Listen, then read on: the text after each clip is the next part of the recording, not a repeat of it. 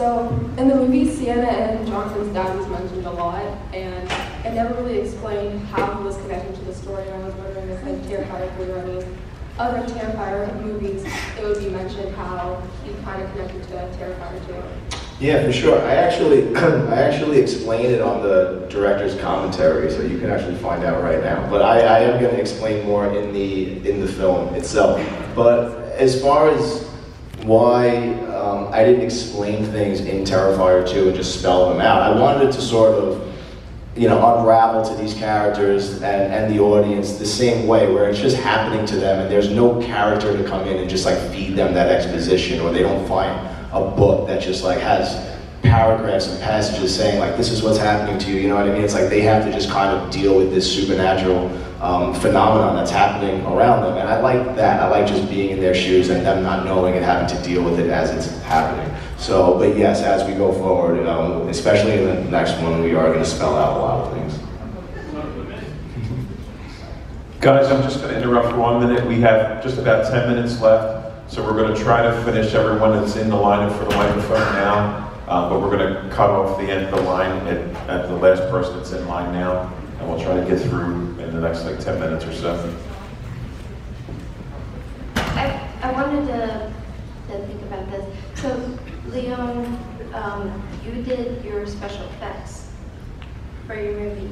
How did you get into that? Did you did you have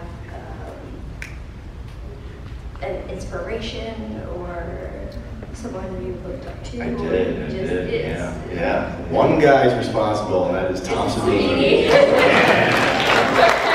Tom Savini is the reason we're all in the room right now. Yeah, I was always artistic growing up as a little kid. I was always into horror movies, and I was already collecting VHS tapes at 7 years old or whatever, and I had Friday the 13th Part 6 on VHS, and at the beginning of that tape, it shows a coming attraction to this documentary called Screen Greats, which is about Tom Savini doing special makeup effects, and that was the first time I ever saw what a makeup artist did, and someone who creates monsters, and that was a big light bulb moment. I said, ooh, I could see myself doing that. I want to create monsters. And then a few years later, when I got a little older, I went to meet Tom Savini at a horror convention. I bought a starter makeup kit there for the first time, went home, just started experimenting on my friends, putting cuts on their faces, sending them home to their parents, freaking out their parents.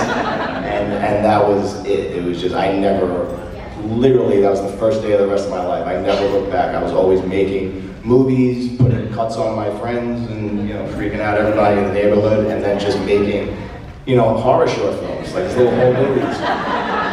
And it's been that way ever since. I mean, Mike Gianelli is my best friend, one of my best friends, and he was just someone I would hang out with and say, dude, I want to practice this bullet hit, come here. And I put a bullet hit on his head. I bring it to the side of the house, put a blood pump on the back of his head, and film it. And I know in the second one, the way that, when the cleaver went into one of, spoilers, went into one of the heads, and the way the eyes and the lips, reacted. Sure, yeah. That was so perfect. Oh, thank you. That was so perfect. Thank you. Yeah, we took a lot of time on that. That's actually, though, believe it or not, that's actually some visual effects. I don't know if you know. Yeah. So I do use visual effects when they're necessary or when they could work, but in such a very subtle way. So we were able to film the dummy and the actor in the same spot, in the same lighting, and we really hacked that head apart. Phil and I built it very anatomically correct from the inside out, with tons of blood pumps going in the neck and through the head so it could spray in both directions and everything. And then we digitally took the actor's head and put it onto the face, so when it's getting hit, you can see him kind of reacting to it, which is something you can never do with a fake head. I mean, you can make an animatronic head, but it's never going to look as real as the guy looks real. So yeah, I mean, those little tweaks work. They're really effective if you just show them quickly. They were absolutely perfect. Thank you so much. Appreciate that.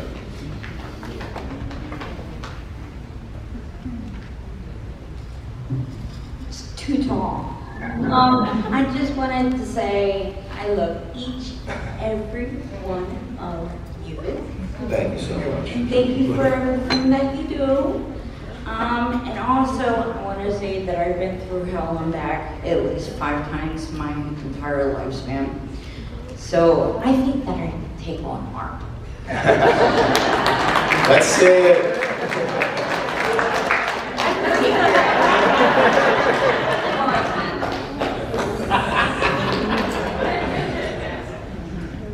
Too short.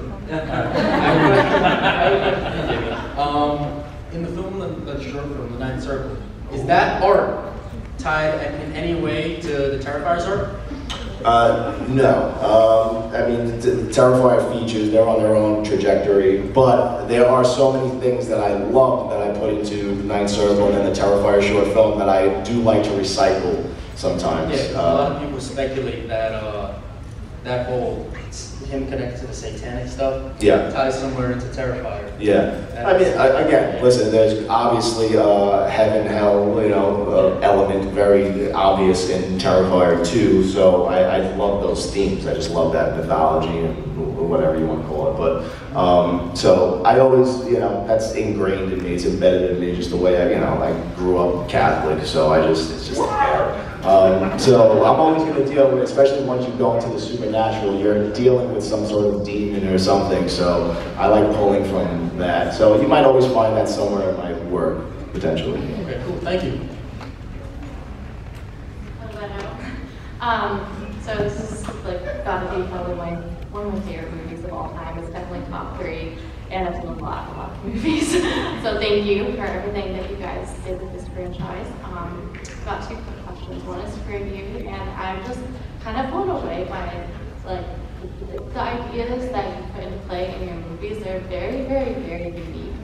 And I'm just wondering where you draw inspiration from in general, I guess, not even necessarily movies, but I'm assuming you draw probably some things from real life, right? Or, For sure. I mean, they do come from everywhere at any time. You never know when inspiration's gonna hit you. I mean, again, the scene I was talking about, the bedroom scene in part 2, I wasn't even trying to, it was a day where I wasn't thinking about that scene. I was just in Barnes & Noble. I think I was just going through the true crime section of that store, and I saw a book of Jack the Ripper, but it was saying something how Jack the Ripper may have been a woman, something like that. I was like, oh, really?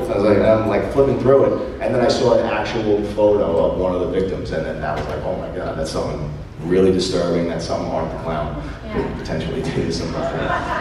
So that's how something like that happens. Terrifier 2 is probably the most vulnerable I've ever been as a writer, and I drew from so many real people in my life and relationships. I mean, Sienna and Jonathan are very heavily based on me and my sisters, so there's so much real stuff in there. So if there's an authenticity that hopefully you guys connect to, and that's because it's based on real relationships. So you never know. One of the first scenes that came to my mind was actually the pizza shop scene from the first. It just felt so simple, but also very complex in a way too, and just intricate. And it was something that you can't avoid going out. Everyone goes to a pizza shop, and it's one of those things that now every time I go into one, that's and it's at nighttime. I'm thinking about that, So it's really cool. Oh, thank you. Yeah, and the second question was for you, actually. So we heard David's inspirations for his version of Art the Clown. Who were your inspirations? None. I was real users they were friends. Help me out, sit on the bench, be a clown, and I'll be it, and then people will want more, so let's do this and do this. And keep going. The reason why, and I've told a lot of people this weekend why I'm so menacing, is because Damien will put me in makeup in the morning, 4 hours of makeup. Don't worry, we'll film you right away. The day goes on and on and on, and right when I'm about to rip that mask off, he's like, film it. That's awesome. Well, I'm kind of shocked that you didn't do any research or watch movies or. No, he directed me. That's awesome because you're actually terrified. You're really, really terrified. But he's not giving himself enough credit. I mean, he did a fantastic job, and there's still plenty of people who think that he's scarier than Dick.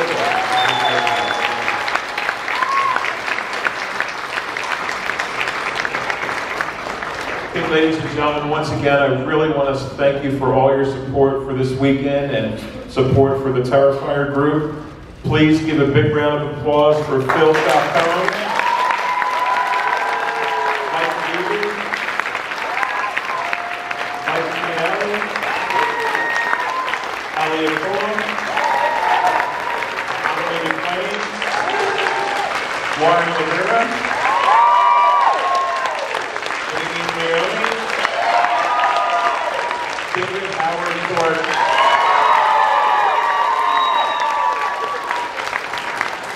Thank you, everyone. Next will be the costume contest. Thank you, sir, for having us. Oh, my pleasure, man. Always. Always. Thank you, everybody. So much.